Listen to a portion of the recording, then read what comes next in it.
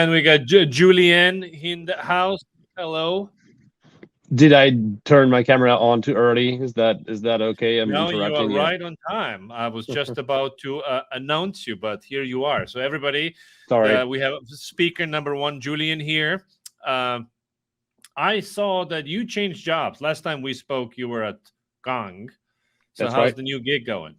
It's going great. I'm with Clary now. It's been 6 months.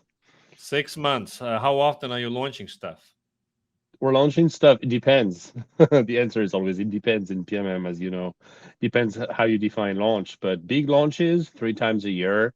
Tier two launches, twice a year. And then we have a regular monthly cadence. Okay.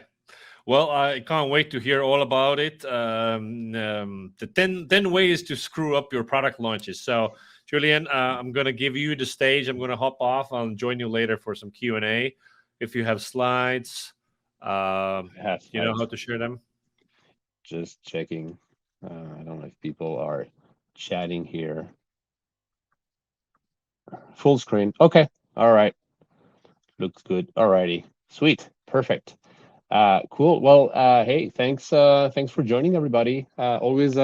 Always exciting to be here, to be talking about PMM type stuff, about product launches. I had fun thinking about this one, and had fun coming up with the name. Hopefully you can relate. So let's dig in. Few words about me.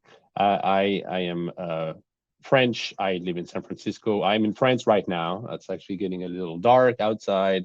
It is 6:04 Parisian time, but lovely to be here. My second baby was born in a car, and you see my wife here in the middle of the streets of San Francisco. Pretty wild ride. The TLDR is not to leave early, leave home early. Don't do it. It's scary. The last one is I got to work with a guy who is a rock icon. And so if you can type in the chat and tell me who you think that person is, uh, then we can, and then I'll reveal. So yeah, it is. It's Lars Ulrich, the drummer from Metallica. Was very fun. I was at Salesforce back then, and I worked on a big Dreamforce keynote with him way back then. So that was a lot of fun. All right, so enough said about me. Well, and this is kind of like the companies I've worked with in the past, most notably Salesforce. I was on the Einstein team, talent in data integration. Gong, I spent about a year and a half there, and more recently joined Clary to lead both corporate content, customer, and product marketing there. Cool. So here's the deal. We all know how product launches matter, right? I am sure you've seen that stat. 50% of the launches fail to meet business targets, according to McKinsey. It happened to me. I'm sure it happened to you too, right? If it did, tell me yes. Tell just in the chat, just drop a yes or a no. Simple yes, no. Have you failed a launch, or fail as in not necessarily a royal screw up, but something didn't really went according to plan? I'm sure we'll see a lot of yeses. And yet, product launches are awesome, right? It's the best way to align the team, to have a true market moving moment.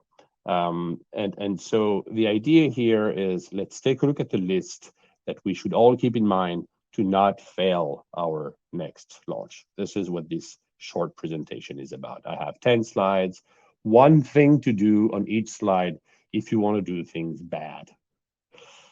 All right, let's take a look. And I'll in the middle, I'll just ask people about their kind of their experience. So the first one is one thing you need to do if you want to fail your next launch is this: focus on external audience. It seems like, yeah, okay, why not? Yeah, of course we're going to focus on external audience. Don't do that only. Of course, external audience is big, but I do think that the internal audience of a launch matters as much as the external audience. So what that means is that communication is so key.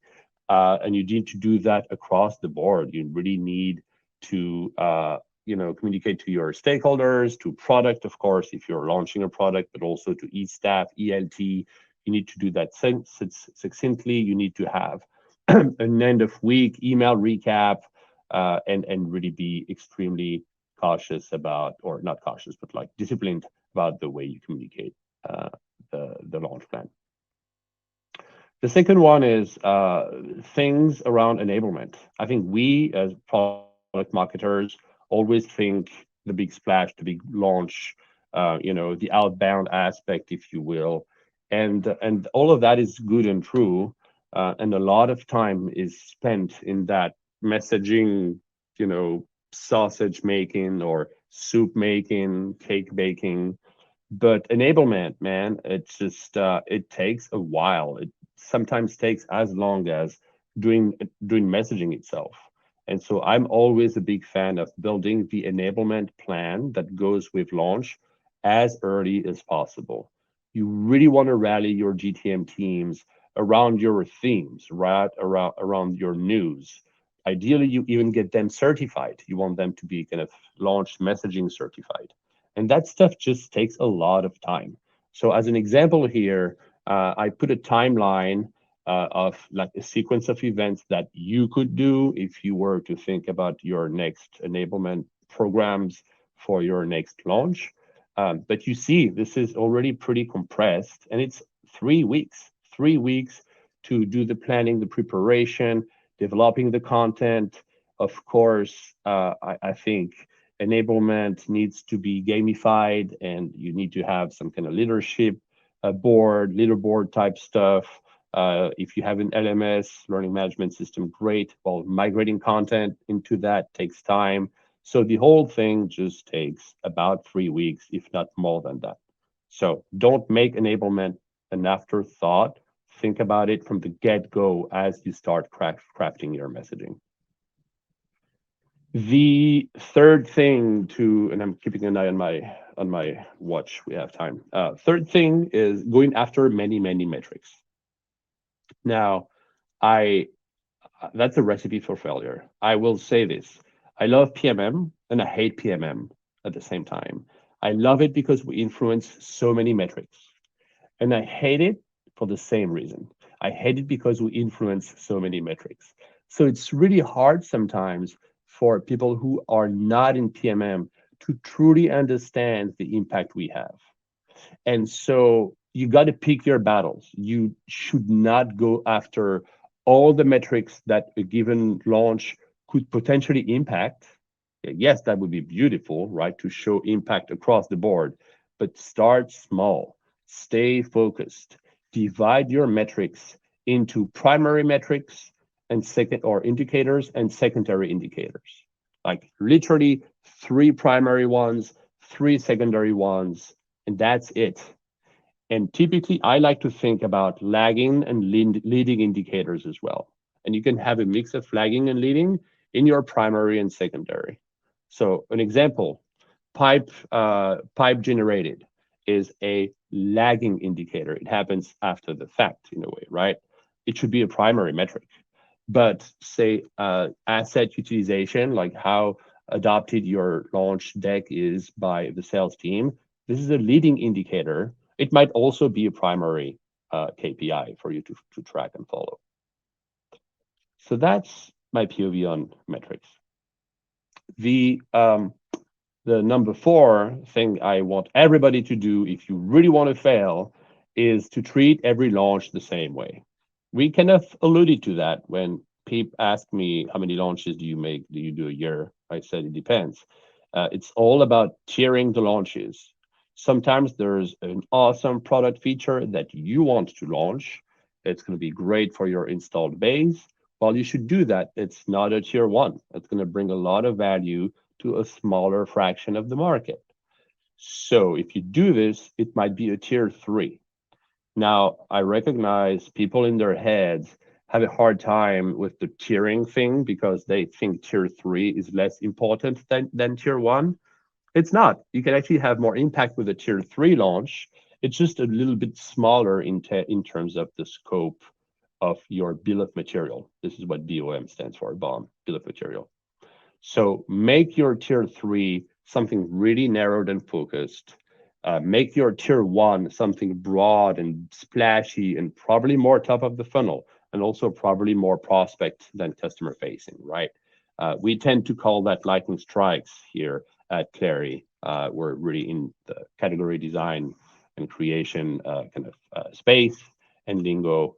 The goal here is always to try to bundle something bigger than just a product, right? A lightning strike is it's omni-channel launch, if you will, with a bunch of activations and telling a story that actually is bigger than just a product story.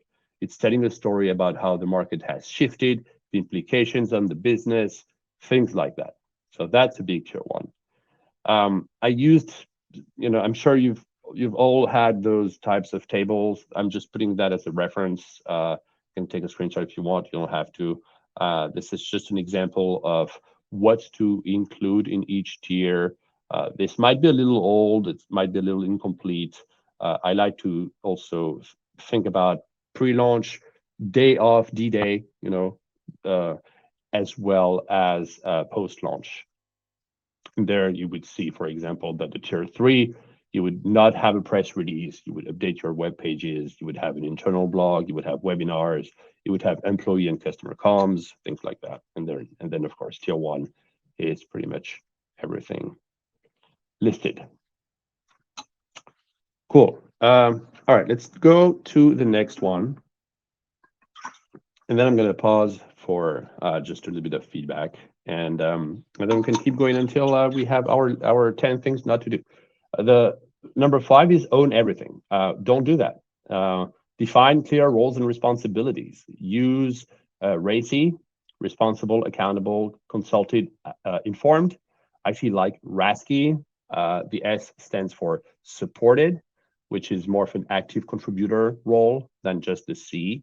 And don't try to do everything and be, responsible for everything, because you won't scale. And of course, sorry for stating the obvious, but no product launch ever should happen without an exec sponsor.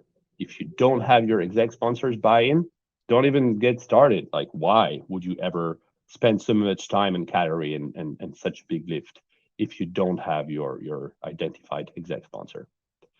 And so that's another example. It's not RACI or RASCI, it's RAPID, which is a LinkedIn framework, I believe. Recommend, agree, perform, input, decide. I actually, if you go back to like the bill of material slide that I had, I actually have each of these assets broken down by the RAPID or by the RACI. So I know, for example, who owns a customer story, that would be customer marketing, who's accountable for it, who's consulted for it, who's accountable, responsible, consulted, informed for, say, a product video, for the pitch deck, all of that stuff. I like getting really granular about that type of stuff because other times, if not, then PMM ends up always doing everything. And if you're doing everything, you're not doing things with quality of the outcome in mind. All right, so we're halfway through 5 of the 10 things. So to summarize what we've covered so far, if you want to fail, only focus on external audience, underestimate enablement, go after all the metrics of the world, treat every launch similarly, don't tier, and own everything. Don't do RASCI. These are 5 good things if you want to fail. What do you think? Let me just maybe have a bit of a chat interaction moment. Welcome back to Livestorm Infinity Inception. What are of the 5 things I mentioned? Is there anything? Oh, look at the questions tab. Anything that stands out? And there's a question here from sender. How do you measure asset utilization? E.g., how many people are using a pitch deck? Excellent answer. I can answer that live. So the answer is if you're lucky enough to have a content management system, CMS in place, then you're able to see views, downloads, shares of each document. So that's one way. If you're also lucky enough to have a conversation intelligence tool or solution a la Wingman, Chorus, Gong, then you're able to track adoption of talk tracks and slides. If you don't have these, you can just do a quick and dirty AE survey and just go talk to your reps and see what tech and demos they're using. That'd be my answer. Okay. All right. Keep going. Keep going. All right. We have 5 more and 10 more minutes. So I'll speed things up a little bit, but not too much. The number one thing is the number 6 is launch as soon as possible. You need to be aware of what our growth marketers friends are doing. There's always competing outbound activities. And so you need to time things well. And you really, really need to think about what else is happening in your marketing calendar, right? I made that mistake so many times. I think PMM sometimes is a little siloed. We don't talk to our demand gen friends as much as we should.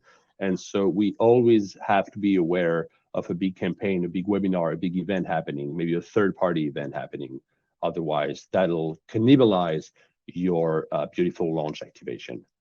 And the other thing is you need to balance the news. You can't just be blasting stories and messaging and messages to the market all the time.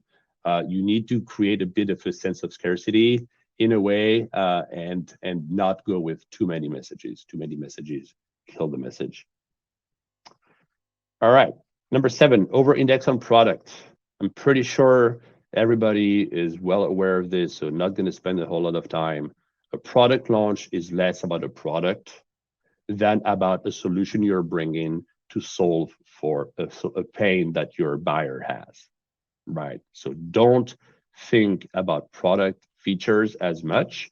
Think about the mirror of that and think about the benefits and think about the business pains you're solving for, and really try to up-level your story as much as you can. Use strategic narrative frameworks and narrative design frameworks and whatnot to do that. Product launch is about product, but not just about product. All right, 3 more to go. Tweaking messaging at the last minute. Who has seen that? Who has done that? We all have. I have PTSD from Dreamforce way back then, where we would change the pitch deck or the keynote deck the day prior. It's awful. Like, we should never do that. First off, we get stressed out, and also we just put a lot of risk on like the actual work outcome, right? So we gotta try to stick to our timeline. And if our stakeholders are, pushing and want to change stuff, try to push back. Push back on them if you have to, and tell them, sorry, that window has closed now. You'll have the ability to give me more feedback on my messaging, the next revision, the next phase, the next launch, the next whatever. And if you need external data to push back on them, then you should. External data can take the form of an analyst inquiry you just had with Gartner and Forrester, where you walked them through your launch deck and they loved it, right? So why would your stakeholder need to revise messaging if the industry analysts love it, for example? That's one way. You can also do survey. You can do focus group testing. You can do a variety of things to kind of bring to the table so that you can push back on some of your stakeholders who might want to change stuff at the last minute. One before last, include product and GTM. Of course, we need to include product and GTM, but we need to include everybody. Launch is a team sport. It involves and touches everybody.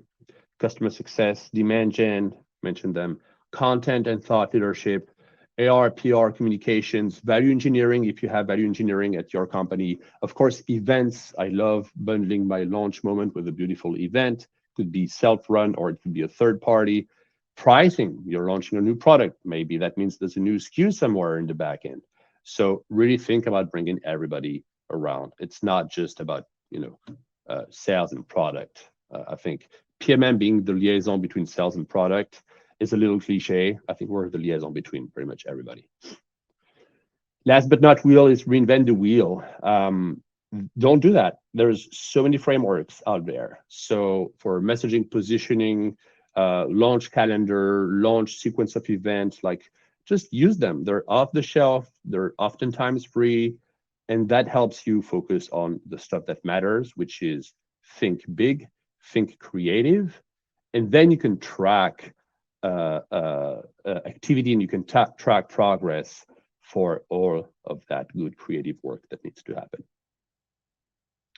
All right, so to summarize, the 10 things to not do are these focus on external audience only, underestimate enablement, go after too many metrics, treat every launch similarly, own everything, launch ASAP, over-index on product, tweak messaging late in the game, include only product and GTM, and reinvent the wheel.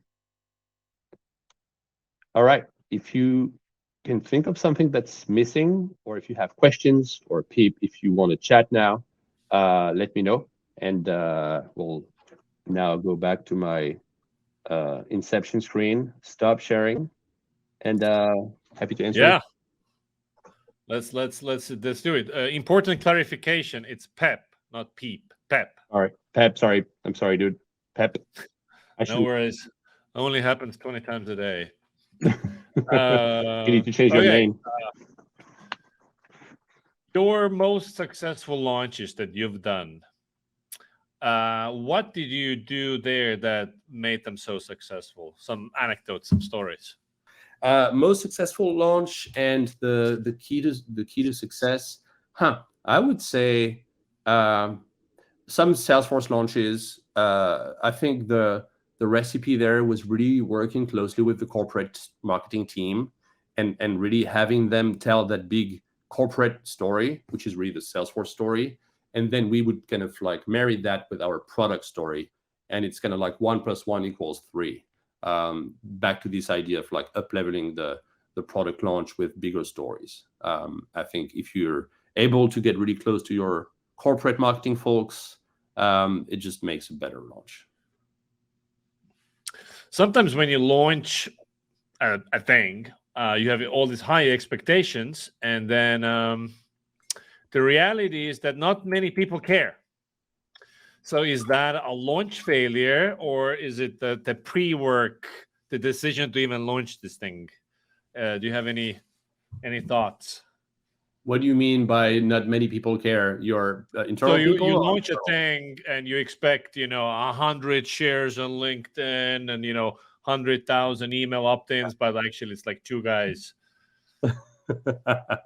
Yeah, that happens to me. It still does. I'll be honest. I think it means you didn't.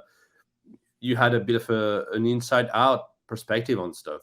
You didn't maybe test your message as well as you should have. You didn't take that to maybe like analysts or whatever before the launch.